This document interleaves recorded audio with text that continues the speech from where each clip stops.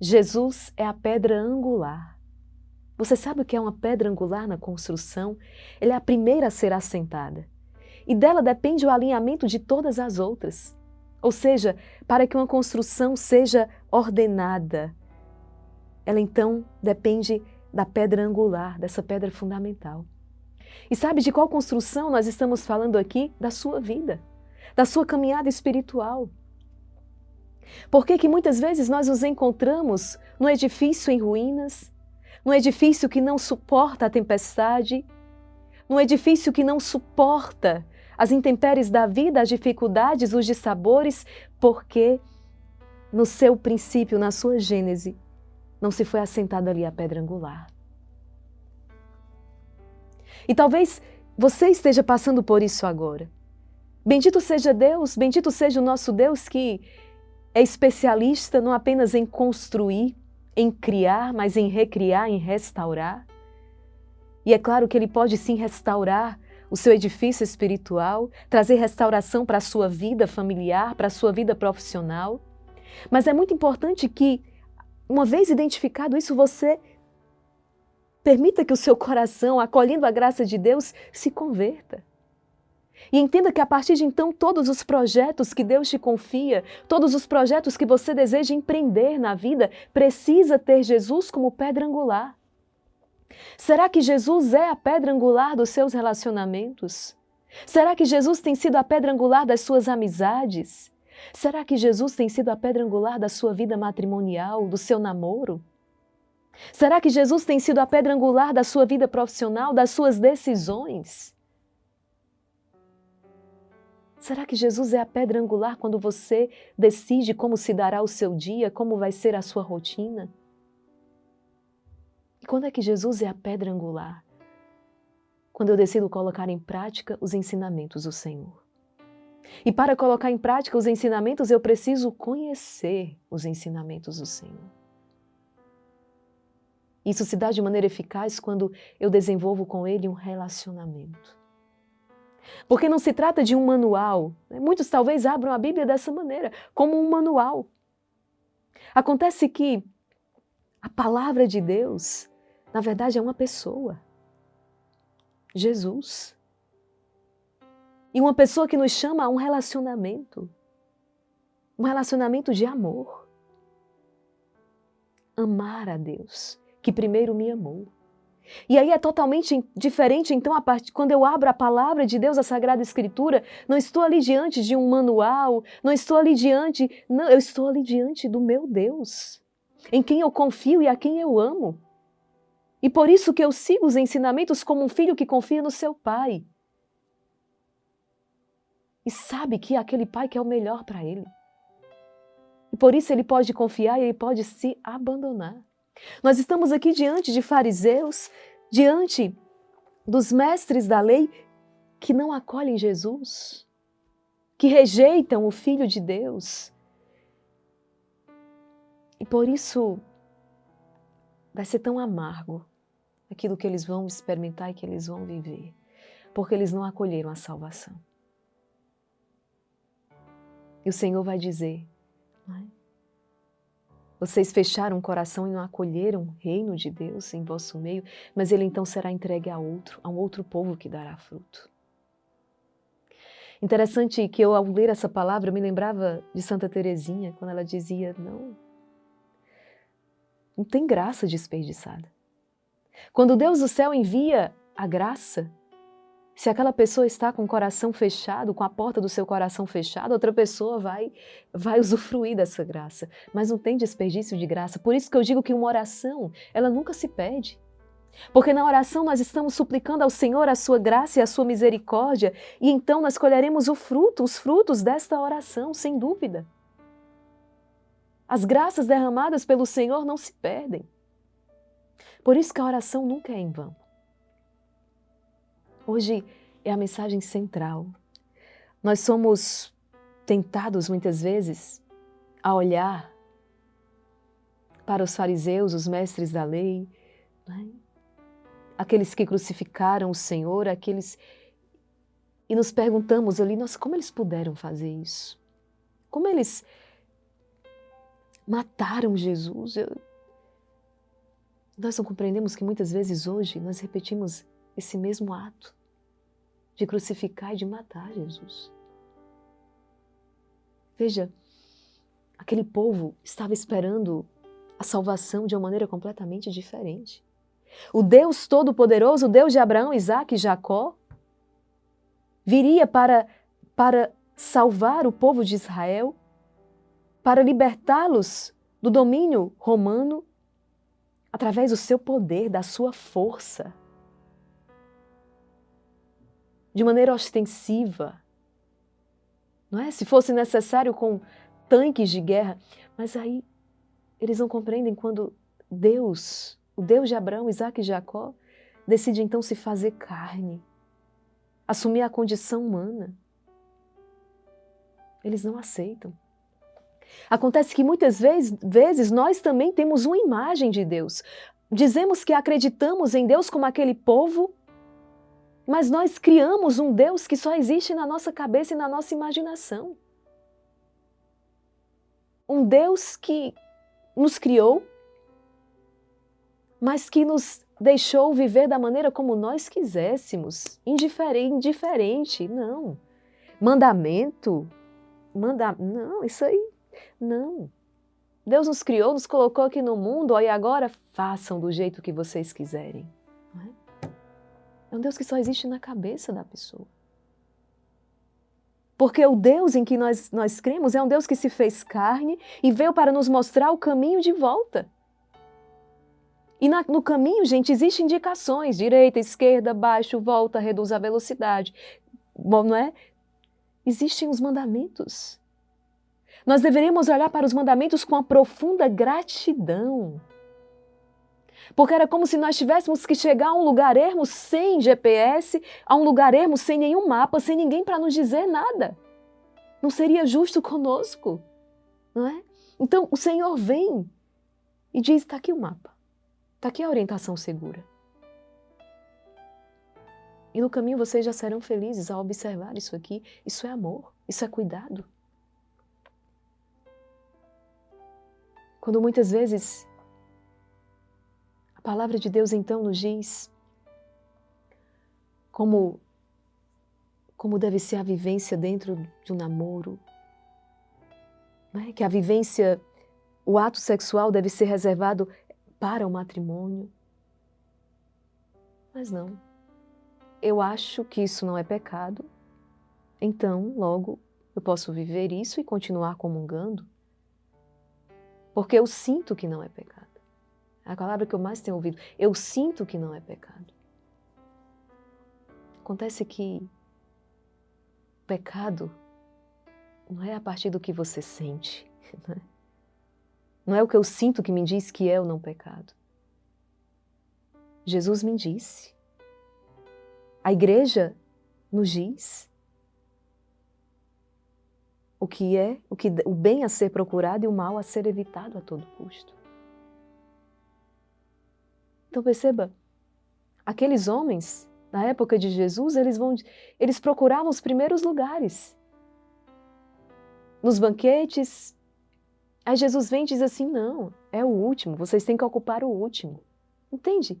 E eles não se abriam a isso, ao Evangelho, à Boa Nova, exatamente como muitas vezes nós estamos fazendo hoje. Não nos abrimos ao Evangelho, à Palavra de Deus, que é a única que vai nos levar, então, de maneira segura a essa bem-aventurança eterna.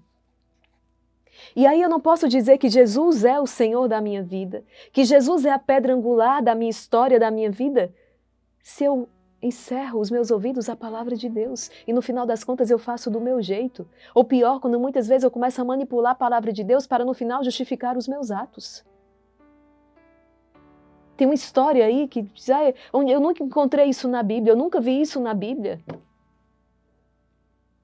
A pessoa está completamente tomada por uma mentalidade protestante. Filho, primeiro veio a igreja, jorrou do lado aberto de Cristo. Só depois a igreja nos deu a Sagrada Escritura. Entende? Então a igreja tem autoridade. Então a igreja se pronuncia com a autoridade que lhe foi conferida por Deus. E com essa mesma autoridade a igreja nos deu a Sagrada Escritura.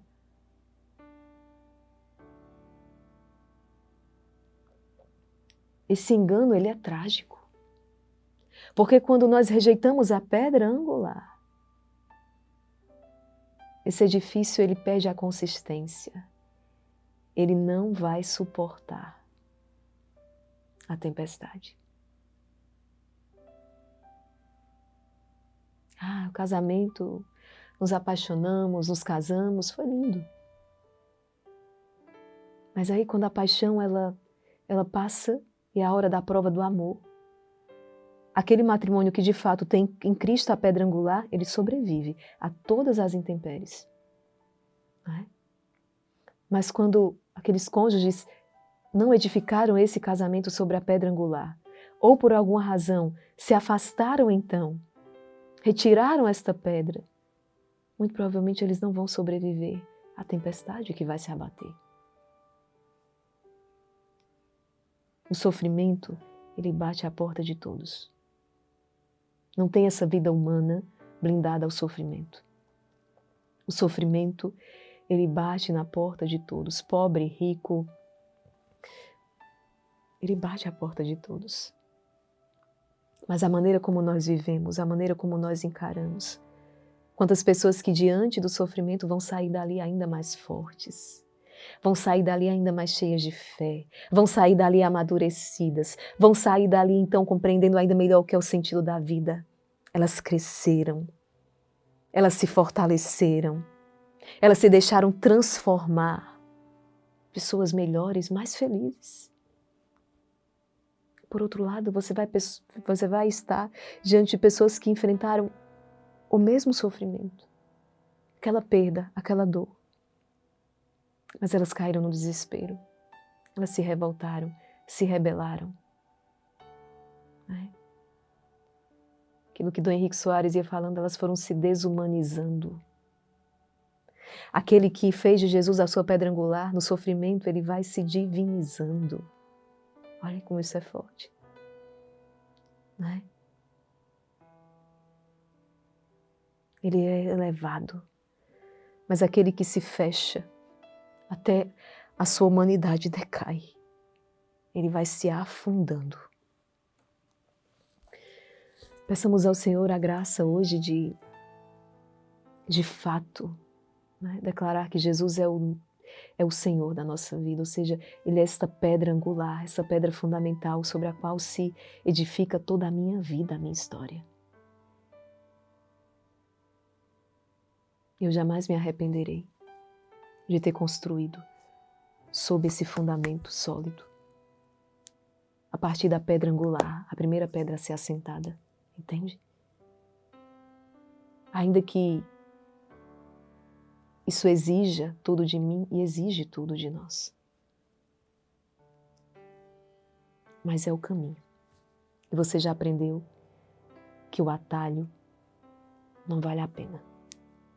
Na vida espiritual, não há atalho. É o caminho. O atalho é o lugar da perdição.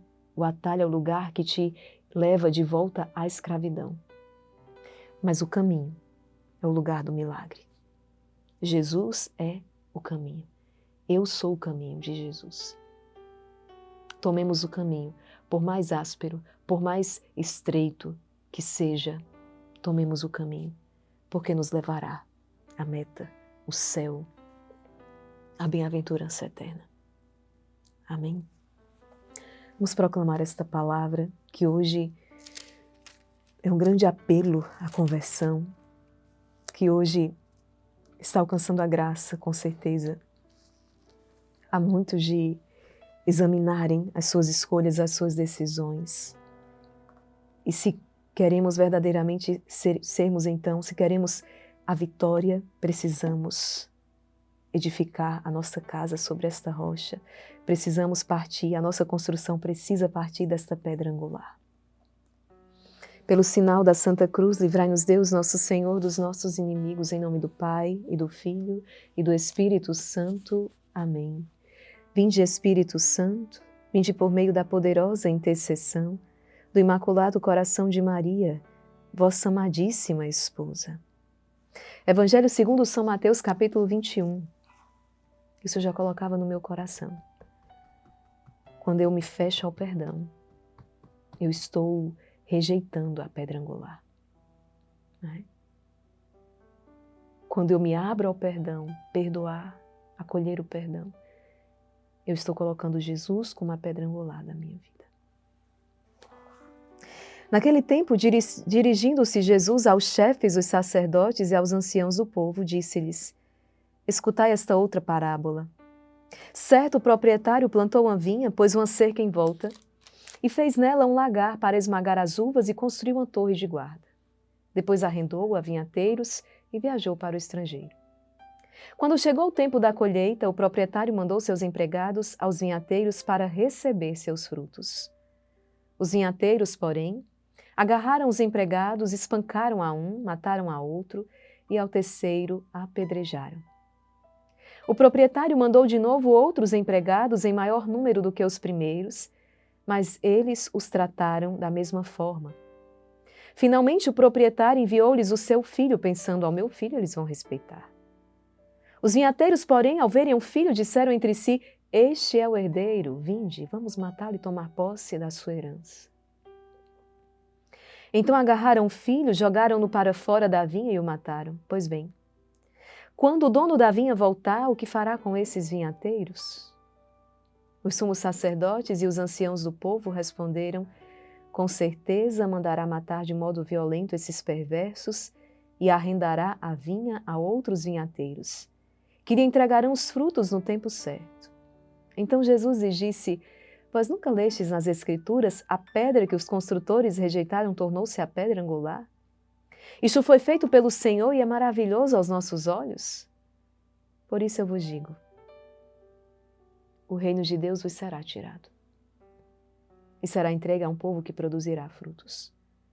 Os sumos sacerdotes e fariseus ouviram as parábolas de Jesus e compreenderam que estava falando deles. Procuraram prendê-lo, mas ficaram com medo das multidões, pois elas consideravam Jesus um profeta. Palavra da salvação, glória a vós, Senhor. Quando eu desobedeço a palavra de Deus, sou eu que perco. Quando eu desobedeço a palavra de Deus que me ama, sou eu que desmorono. Entende? Esses homens estão com o coração fechado. O Senhor, por meio dessa parábola, nos fala da história da salvação, Deus que preparou um povo. Deus que falou outrora pelos profetas, Deus que foi conduzindo o povo ao longo de toda a história da salvação, até que enviou o seu Filho. Mas eles não acolheram a salvação, porque estavam presos na sua imagem de Deus, na sua estrutura. Quantos de nós também estamos presos? Que essa palavra hoje possa nos libertar. Porque o Senhor está dizendo: o reino de Deus vos será tirado e será entregue a um povo que produzirá frutos. Diga ao Senhor hoje: Jesus, eu acolho esta palavra e eu quero produzir frutos. Eu quero produzir frutos na tua vinha. Eu quero dar aquilo que é teu. Eu quero devolver aquilo que é teu, ou seja, toda a glória a ti, Senhor, com a minha vida. Para isso eu nasci, para isso eu vim, para isso me criaste, para que eu vos glorifique sempre mais e mais. O que estou eu fazendo neste mundo, senão para glorificar a Deus, através do cumprimento exato da fidelidade em todos os meus deveres, pessoais, profissionais, na minha vida familiar, na minha vida espiritual, dar a Deus o que é de Deus. Glorificar a Deus. Obrigada, Jesus, por esta palavra. Confiemo-nos à Santíssima Virgem Maria. Ela com certeza quer alcançar de Deus essa graça para nós. Ela intercede por você, para que você acolha a graça de Deus, a graça da amizade com Deus, a graça da obediência à palavra, a graça de um amor profundo a esse Deus que te amou por primeiro. Rezemos juntos. Pelo poder que lhe concedeu Deus Pai. Ave Maria, cheia de graça, o Senhor é convosco. Bendita sois vós entre as mulheres, bendito é o fruto do vosso ventre, Jesus.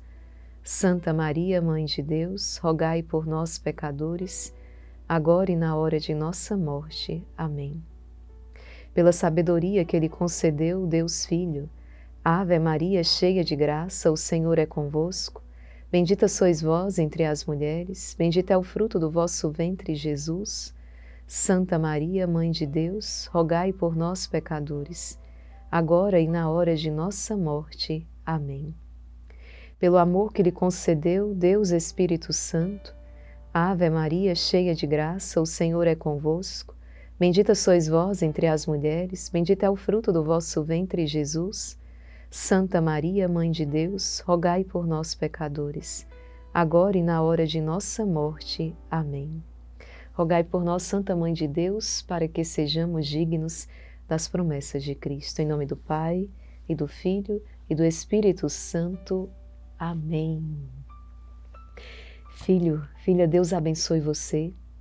Eu mais uma vez quero fazer um convite muito especial. Você que ainda não começou o Retiro Quaresmal com o Instituto Hesed, com essa família de oração Exército de São Miguel, ainda dá tempo você começar. Todos os dias ali uma multidão, não é? Contemplando e colhendo os milagres do coração de Deus no Rosário da Madrugada, às 4 horas. No nosso canal no YouTube, aqui, Irmã Kelly Patrícia Oficial Instituto Hesed. Tem sido uma grande experiência, tem sido sobrenatural aquilo que estamos vivendo. Firme o propósito no seu coração. Ainda dá tempo. Jesus está esperando por você e uma multidão de irmãos na fé também se alegrarão com a sua presença. Venha rezar conosco.